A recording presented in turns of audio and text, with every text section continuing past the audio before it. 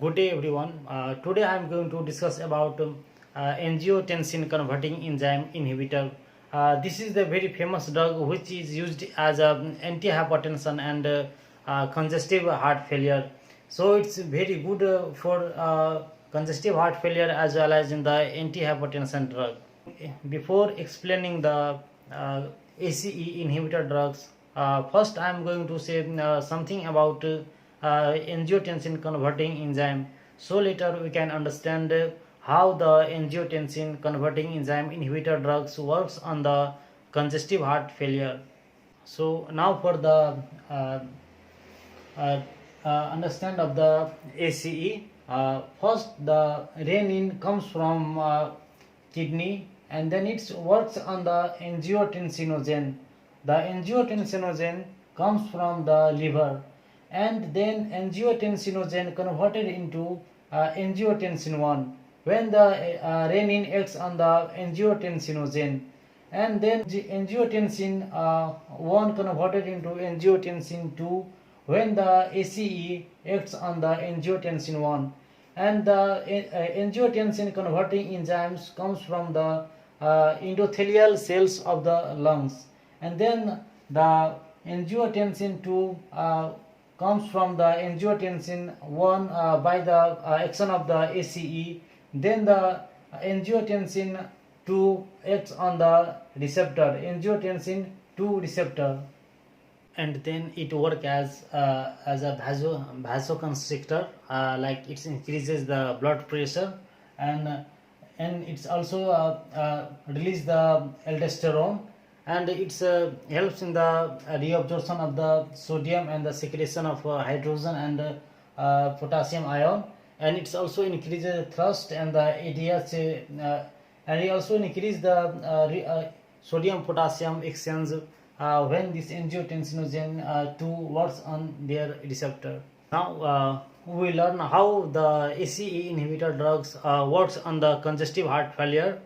So now this ACE inhibitor drugs, it reduces the preload and the afterload. So the stress on the heart is reduces, and the heart can work in a better way, and like it's also reduce the pathological remodeling, and it also reduces the chances of the myocardial infarction, and it also reduces the cardiac arrhythmia and the stroke. All these things together reduces the morbidity and the mortality of the congestive heart failure patient. All these drugs are reduces the ejection fraction of the congestive heart failure patient. So if the ejection fraction is it's less than 35%, then the effectiveness of the ACE inhibitor drugs are more beneficial to the congestive heart failure patient. There are the three groups of the drugs in the ACE inhibitors, and like it's namely the sulfhydryl and the dicarboxylate and the phosphate group, and these are the drugs in that group, but I learned how I memorize few drugs among these three group as a mnemonics. I memorized some few drugs from here, like C-Rafel,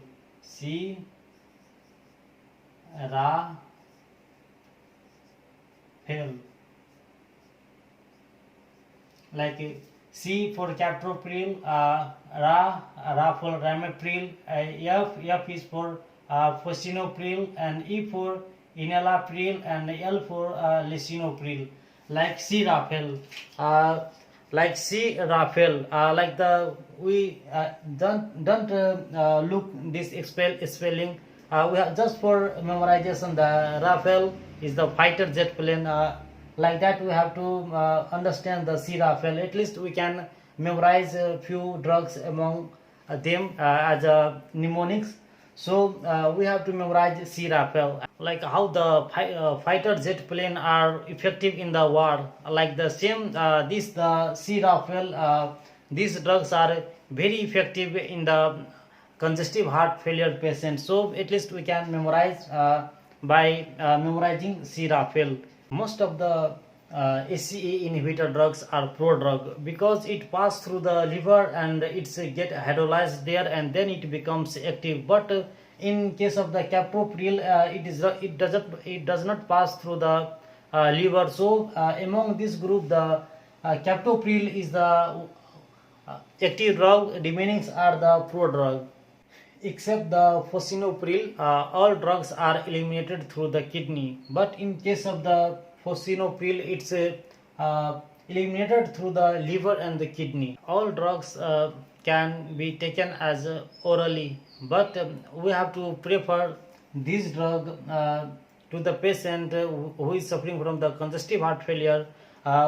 We have to prefer to take these drugs in the empty stomach because because the food retards the absorption of these drugs, so there will be no that much effective to the congestive heart failure. So we have to prefer to take these drugs in the empty stomach.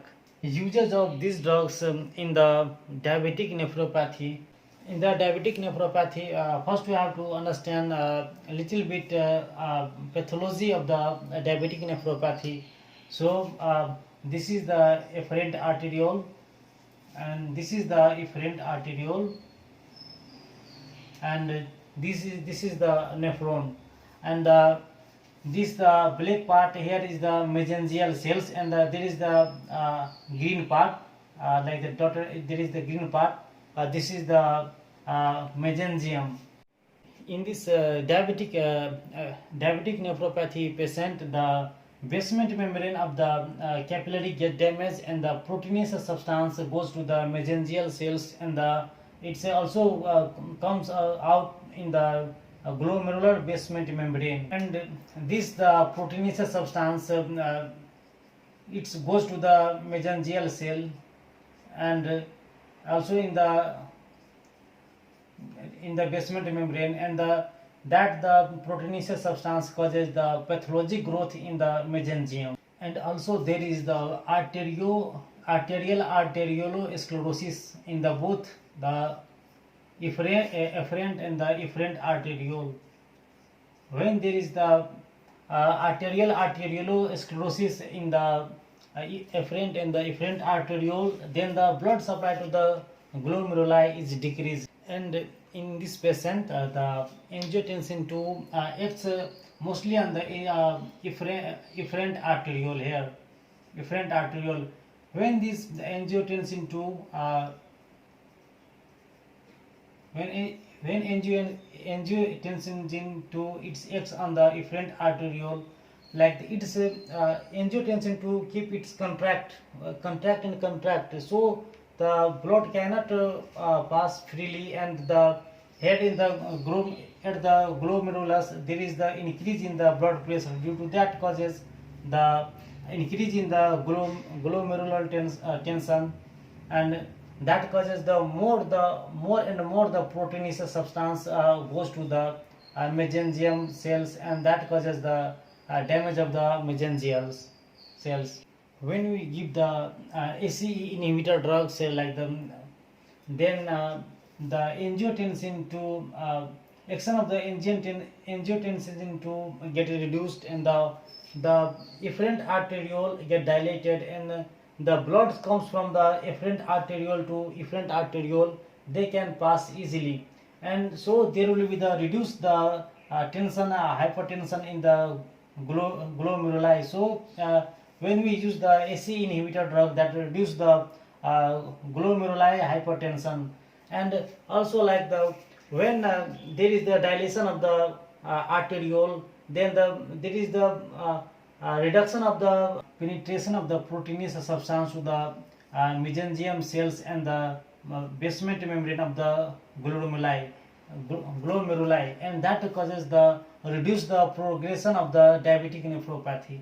Overall, the reduction of the angiotensin 2 when we use the ACE inhibitor, so the angiotensin 2 act as the growth factor for the mesangial cell, Like when we give the ACE inhibitor to the diabetic nephropathy patient, so there will be the reduction of the angiotensin 2, and there will be the less growth of the mesangial cell, and also that causes the reduction of the angiotensin 2 here at the efferent arteriole. So not only it get the dilated, but it also there is the reduce the growth of the mesangial cells, and that is and that also causes the to reduce the diabetic nephropathy. Now we have to understand what are the side effects of the ACE inhibitor drugs. So for that we will use the one mnemonics, so we can easily understand what are the uh, side effect of this ACE inhibitor drugs. Using of the later of these drugs, captopril, I will explain the all side effect of this ACE inhibitor drugs. Now these are the side effect of the ACE inhibitor drugs. Like in the first, like the we can see the letter captopril here, CAPTO PRIL. Everything is here, like we can easily understand and memorize the side effect of the ACE inhibitor. In some patient, cough is developed because when we are giving the ACE inhibitor drugs, then the angiotensin converting enzyme get inhibited, and the bradykinin cannot broken down, and so the bradykinin level goes up when we are giving the ACE inhibitor drugs, because the ACE enzyme is not only responsible for the converting of the angiotensin 1 to angiotensin 2.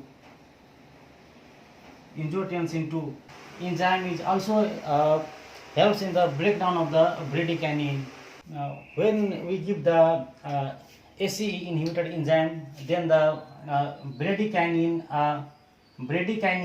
goes up, and this enzyme ACE enzyme cannot break down this bradykinin, and the bradykinin level goes up.